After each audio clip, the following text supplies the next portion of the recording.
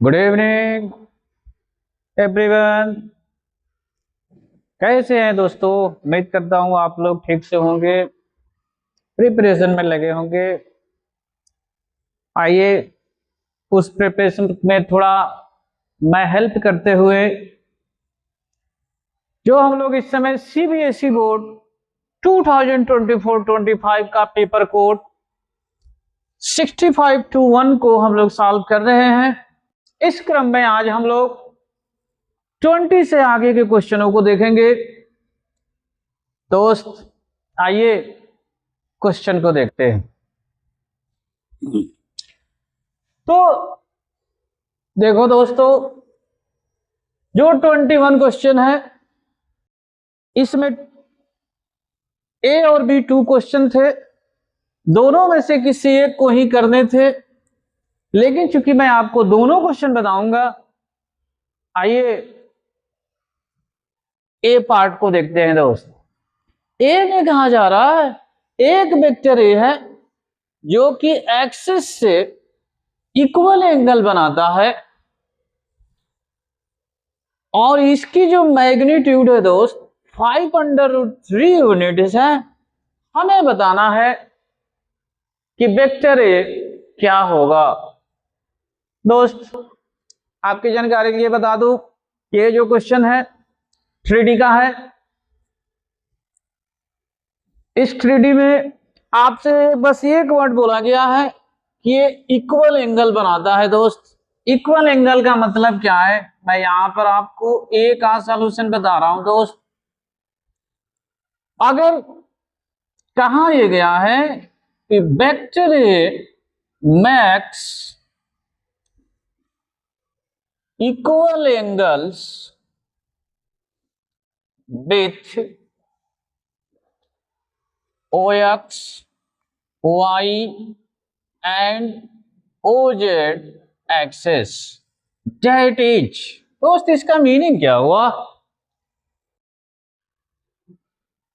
दोस्त अगर आपको डायरेक्शन को साइन पता हो तो ये डायरेक्शन को साइंस का क्वेश्चन है। दोस्त अगर आपको याद हो तो याद कीजिए, अगर कोई वेक्टर हो एक्स वाई और जेड एक्सिस के साथ alpha beta and gamma angle वो बना रहा हो, तो उसकी जो डायरेक्शन कोसाइंस होता है मेरे दोस्त, एल की वैल्यू कॉस अल्फा होता है, एम की वैल्यू कॉस बीटा होता है और एन की वैल्यू कॉस गामा होता है।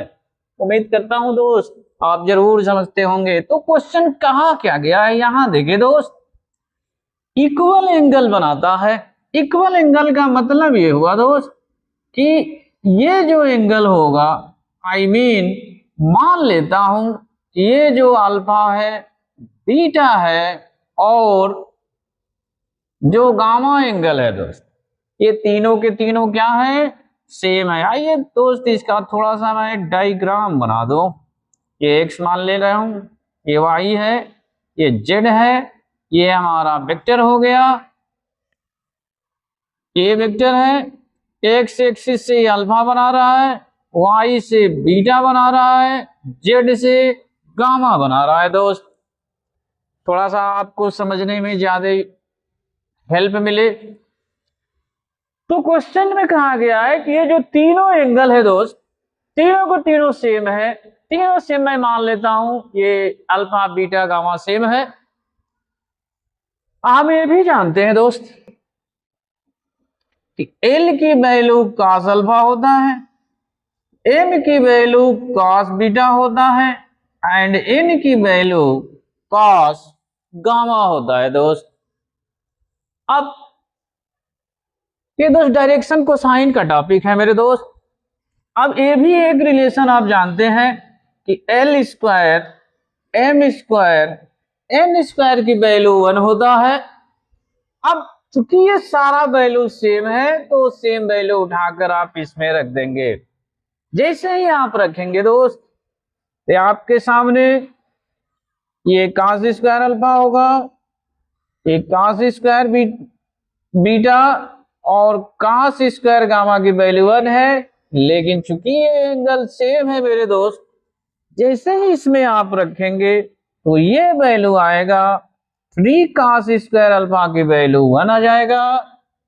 I mean cos square alpha की वैल्यू 1/3 होगा और cos अल्फा की वैल्यू दोस्त प्लस माइनस 1/√3 होगा मेरे दोस्त।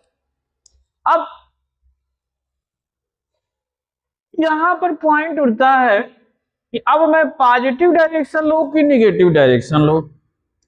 इसका जवाब दोस्त आपके सामने है। क्वेश्चन में ये कहा गया है कि जो इसकी मैग्नीट्यूड है 5/√3 यूनिट्स बोल रहा है दोस्त, तो इसके में हम पॉजिटिव डायरेक्शन में चलेंगे दोस्त। आई मीन यहां से हम cos अल्फा की वैल्यू लिख देंगे 1/√3 होगा। अब आगे का टॉपिक दोस्त, जो हमारा वेक्टर होगा वो कितना होगा दोस्त। तो जो वेक्टर है, जो मैग्नीट्यूड दिया है, जैसा कि आप जानते हैं दोस्त कि हमें इस डायरेक्शन को साइन से एक वेक्टर बनाना होगा दोस्त। तो पहले हम उस वेक्टर को बना लेंगे। आई मीन वेक्टर्स ऑफ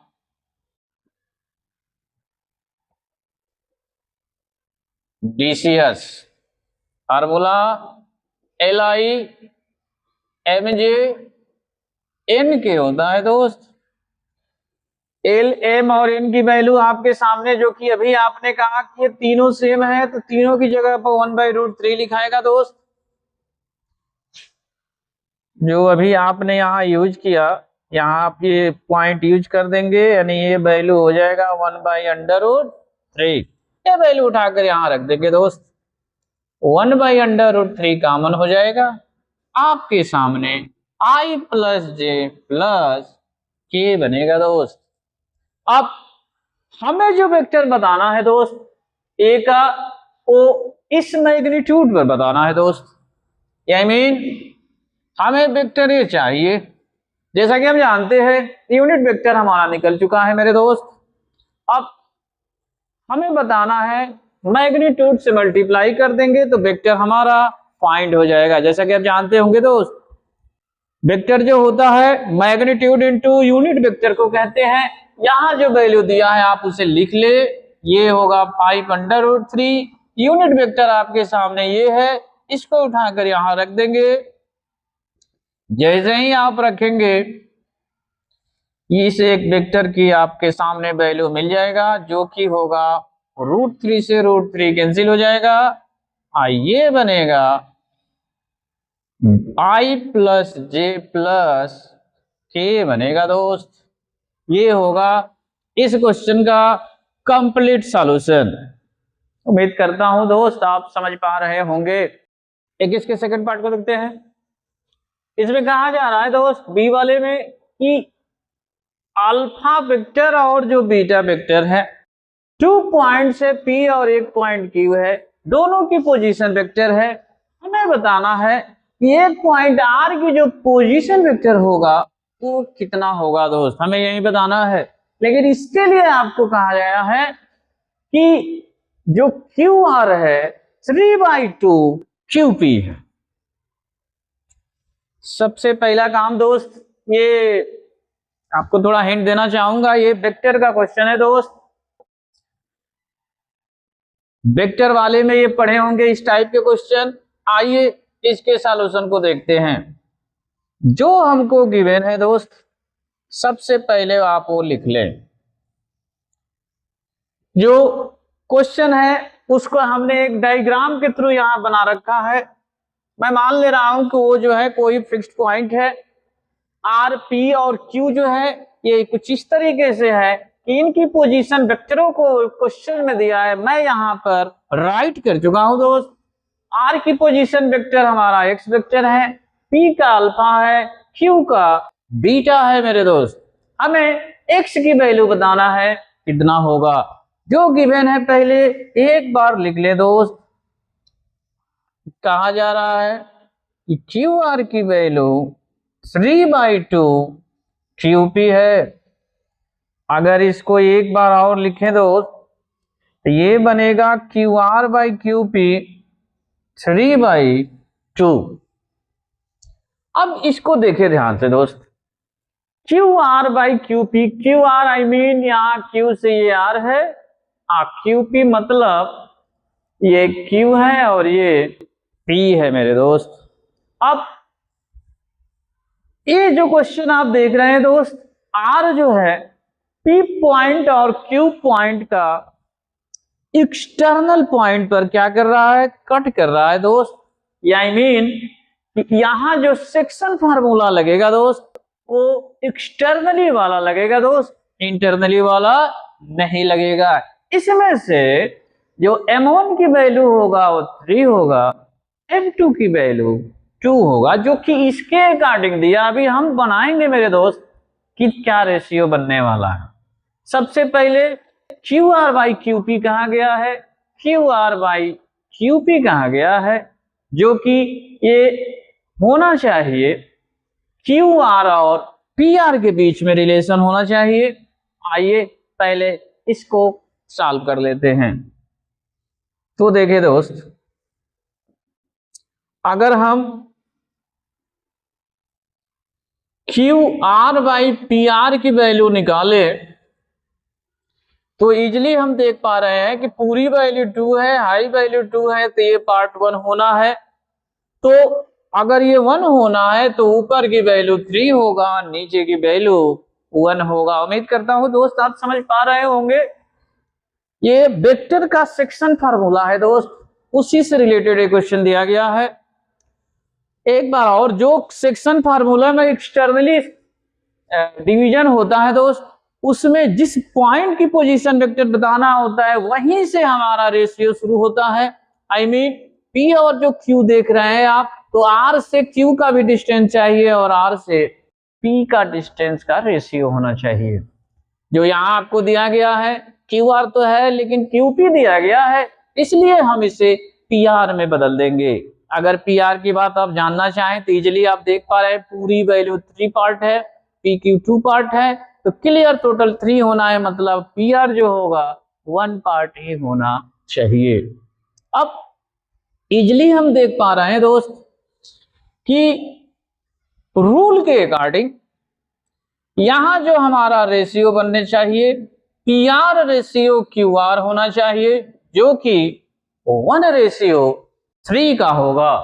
अब हम सेक्शन फार्मूला यूज करेंगे, कहेंगे कि since R is externally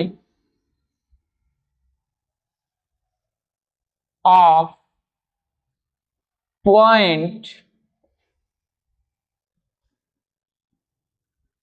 P and Q, that is X vector.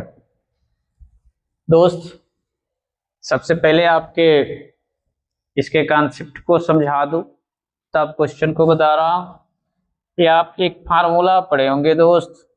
आइए थोड़ा बता दे, ये O है, ये P है, ये Q है, ये R है,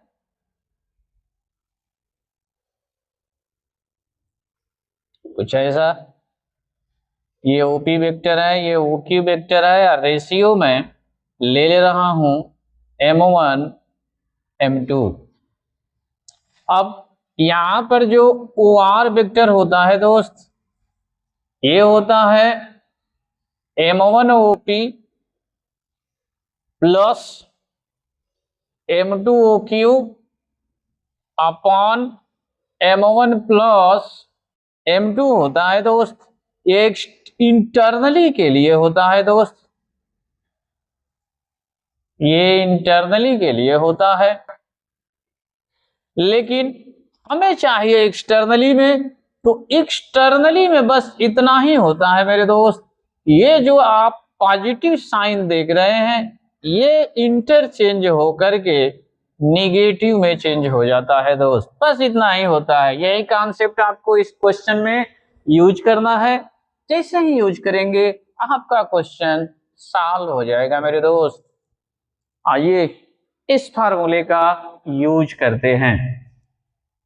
चलिए, तो r की पोजीशन वेक्टर जो कि x है, हमसे कहा गया है, अब यहां पर अगर आप आते हैं इस रेशियो को देखना चाहें तो क्लियरली ये पार्ट 1 होगा और ये पार्ट 3 होगा मेरे दोस्त। अब इस फार्मूले को आप इसमें यूज करें तो क्या बनेगा, 1 into O Q minus 3 into OP upon 1 minus 3 होगा मेरे दोस्त। अब इसे सॉल्व कर दीजिए। OQ की वैल्यू देखिए, यहां आप लिख रहे हैं, यहां है OQ बीटा, OP अल्फा है और 1 में से 3 जाएगा -2 होगा मेरे दोस्त। अगर इसकी कंप्लीट सॉल्यूशन लेना चाहते हैं तो ये कुछ ऐसे होगा दोस्त, 1/2 3 अल्फा माइनस बीटा के बराबर होगा दोस्त। यही हमारा इसका कंप्लीट सॉल्यूशन होगा दोस्त। हमसे जो पूछा गया था कि r की पोजीशन वेक्टर क्या होगा, तो r का पोजीशन वेक्टर आपके सामने है दोस्त। उम्मीद करता हूं आप समझ पा रहे हैं।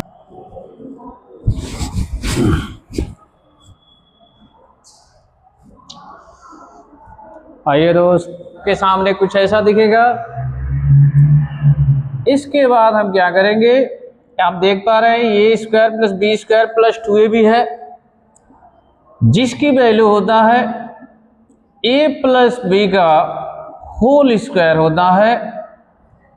जैसे ही हम स्क्वायर रूट लेंगे होल स्क्वायर का तो स्क्वायर रूट तो हट जाएगा और आपके सामने ये कुछ ऐसा दिखेगा।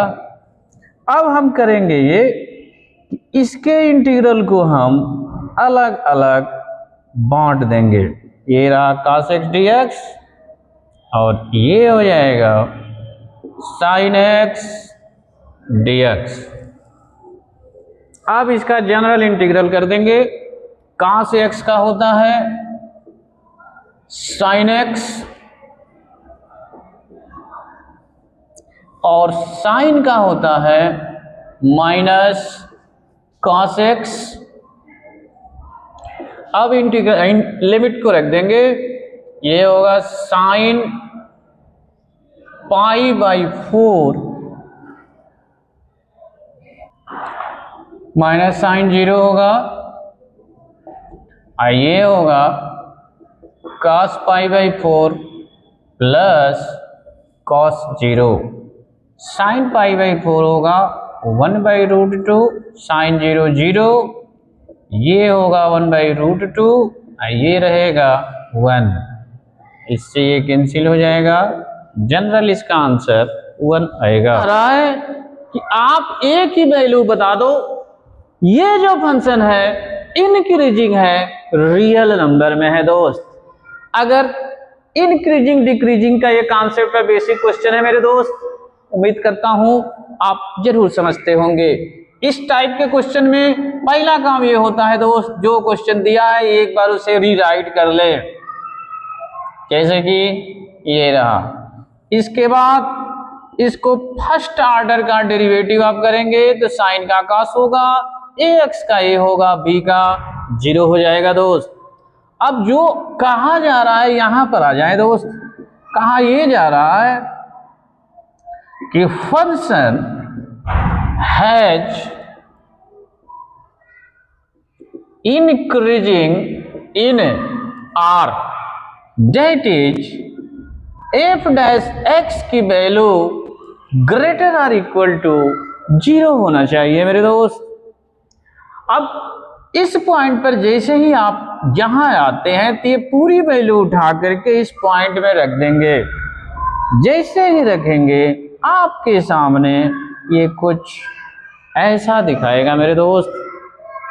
अब अगला पॉइंट ये है कि अगर आप इससे कोई इनइक्वालिटी को सॉल्व करना चाहते हैं तो ये आएगा cos x की value greater or equal to A आएगा दोस्त। अब हमें cos x की वैल्यू यहां देखिए ग्रेटर आर इक्वल टू ए दे रहा है। देखिए जो cos x की वैल्यू होती है वो होता है -1 cos x, यही होता है दोस्त। अगर आप इसको देखें तो हमें cos की वैल्यू ग्रेटर चाहिए, तो ग्रेटर में आपके सामने यहां पर जो वैल्यू आपको मिलने वाला है वो -1 मिलने वाला है। अब -1 की वैल्यू उठाएंगे यहां पर रख देंगे, मतलब कि ये रहा कि -1 जो होगा greater or equal to A होगा, मतलब कि ए की value less or equal to 1 होगा। मतलब ये दोस्त कि ए जो होगा क्लोज्ड -इनफाइनाइट टू -1 के बीच में होगा मेरे दोस्त। यही इसका कंप्लीट सॉल्यूशन होगा। उम्मीद करता हूं दोस्त आप समझ पा रहे होंगे। बेसिकली इसमें इंक्रीजिंग डिक्रीजिंग का कॉन्सेप्ट वर्क हुआ है, जो कि हमने रख दिया है ग्रेटर इक्वल टू 0। अब cos की वैल्यू कहां से कहां तक होता है, तो हम जानते हैं कि cos की वैल्यू -1 से +1 के बीच में होता है, लेकिन हमें ग्रेटर की वैल्यू चाहिए दोस्त। ग्रेटर -1 होता है, रख दीजिए वहां पर, और ये आपके सामने इसका सॉल्यूशन आ जाएगा। उम्मीद करता हूं दोस्त समझ पा रहे। 24 क्वेश्चन क्या है इसका सॉल्यूशन देख लीजिए। कहा जा रहा है कि ए और बी जो है 2 नॉन कोलिनियर वेक्टर है। हमें x की वैल्यू फाइंड करना है। हमारे सामने 2 वेक्टर है, एक है अल्फा वेक्टर और अदर है बीटा वेक्टर। ये दोनों के दोनों कोलिनियर है मेरे दोस्त। याद कीजिए ये वेक्टर का कॉन्सेप्ट है मेरे दोस्त। अगर 2 वेक्टर कोलिनियर है तो इनके वेक्टरों का जो रेशियो होता है मेरे दोस्त वो सेम होता है। जरूर पढ़े होंगे आप। आइए इसी कॉन्सेप्ट का हम यूज करेंगे इस क्वेश्चन में। सबसे पहले कहेंगे since alpha and beta vector are collinear, that is coefficient of vector A is equal to coefficient of B vector होगा दोस्त। यहाँ 2 ही वेक्टर है, बस इसी कॉन्सेप्ट का आप यूज कर दे, यही इसका आंसर है। देखिए अल्फा में है x-2, बीटा में है 3 + 2x और b का कोफिशिएंट 1 है। इसमें b वेक्टर का कोफिशिएंट -2 है मेरे दोस्त। बस मल्टीप्लाई करें, -2x + 4 3 + 2x इधर गया तो 4x की वैल्यू 1, आई मीन x की वैल्यू 1/4 होगा मेरे दोस्त। उम्मीद करता हूं क्वेश्चन समझ पा रहे होंगे। अगर कॉन्सेप्ट दोस्त आपको क्लियर हो तो मुझे नहीं लगता कि आपको कोई प्रॉब्लम होने वाले हैं बोर्ड एग्जाम में, चाहे वो यूपी हो, चाहे सीबीएसई हो, या फिर चाहे आईसीएसई हो। तो देखते हैं आई सबसे पहला काम जो गिवन है वो लिख लेंगे एक बार। लिखने के बाद अब आप क्या करेंगे, लॉग ले लेंगे दोस्त दोनों साइड, बोथ साइड लॉग हम लेते हैं। ये आएगा x/y, लॉग बेसी आएगा जिसकी वैल्यू 1 होता है। यहां से हम x की वैल्यू फाइंड कर लेंगे जो कि y log x होगा दोस्त। अब करना बस इतना सा है दोस्त, जनरल क्वेश्चन है। हमें इसे डिफरेंशिएट कर देना है विथ रिस्पेक्ट टू x। जब ऐसा हम करेंगे तो इधर 1 आएगा। ये प्रोडक्ट ऑफ 2 फंक्शन होगा जिसमें होता है फर्स्ट इंटू सेकेंड का differentiation plus second into first का डिफरेंशिएशन होता है। ये फार्मूला हम यूज कर देंगे। यहां से हम dy बाई डी एक्स की वैल्यू निकाल देंगे, जो कि 1 माइनस वाई बाई एक्स, और जब log x नीचे जाएगा दोस्त तो ये 1 बाई log x होगा। अब बस जनरल इसकी वैल्यू को लिख दे तो ये बनेगा x minus y upon x log x। यही हमको प्रूफ करना है। -2 पर जो फंक्शन है डिफरेंशिएबल की टेस्ट करना है दोस्त। सबसे पहला काम है कि डिफरेंशिएबल को टेस्ट करते कैसे है दोस्त। इसके दो रूल होते हैं, एक लेफ्ट डेरिवेटिव होता है, एक राइट डेरिवेटिव होता है। लेफ्ट डेरिवेटिव राइट डेरिवेटिव के अगर सेम हो जाएगा तो ये डिफरेंशिएबल बन जाएगा, अदरवाइज ये डिफरेंशिएबल नहीं बनेगा। सबसे पहले दोस्त लेफ्ट डेरिवेटिव पर चलते हैं। लेफ्ट डेरिवेटिव का मतलब है हमारा पॉइंट -2 है। फार्मूला सबसे पहले ये होता है limit h tends to 0 F A minus H minus F A upon minus H होता है दोस्त। उम्मीद करता हूँ आप जानते होंगे। लेफ्ट डेरिवेटिव का फार्मूला होता है दोस्त L F dash A limit h tends to 0 F A minus H minus F A upon minus H होता है। अब इसे आप सॉल्व करें दोस्त। जैसे ही आप देख रहे हैं -2 से लेस वाले फंक्शन को ही हमें चूज करना है, जो कि आपके सामने यहां पर है। -2 देखिए कहाँ है, ये रहा, देखिए यहाँ -2 जो x जो है -2 से लेस है तो हमारा फंक्शन ये चूज होगा। आई मीन 2 x की जगह पे ये वैल्यू रख देंगे -2 माइनस एच -3। अब इसी में f-2 भी रख देंगे। जैसे ही f-2 रखेंगे तो ये होगा -4 -3। ये -2 x की जगह पर रख देंगे दोस्त।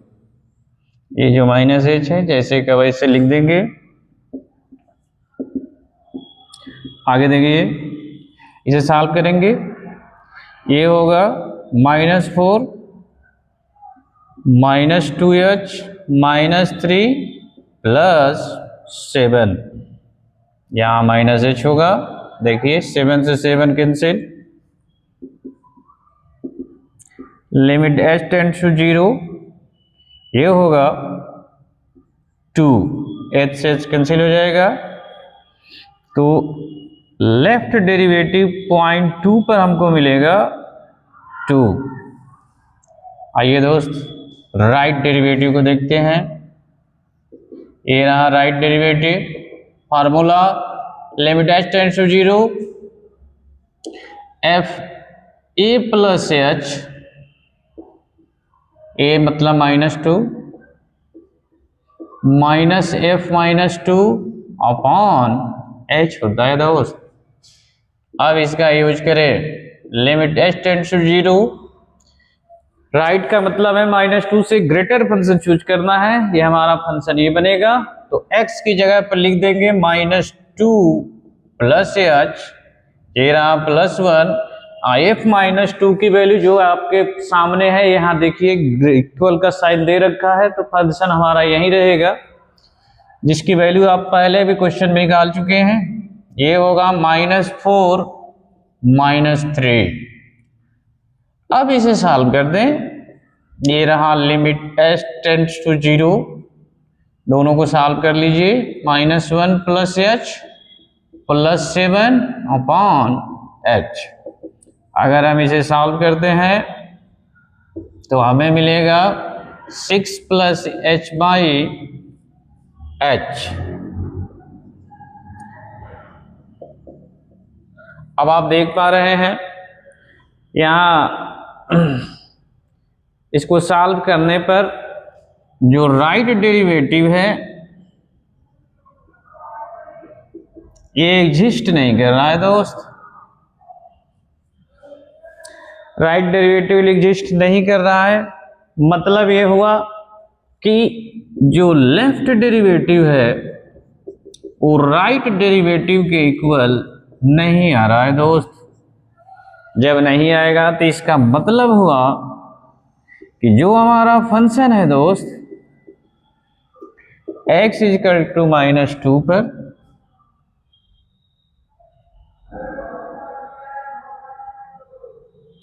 Function has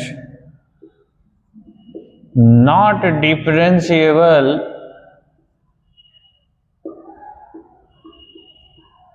eight x is equal to -2।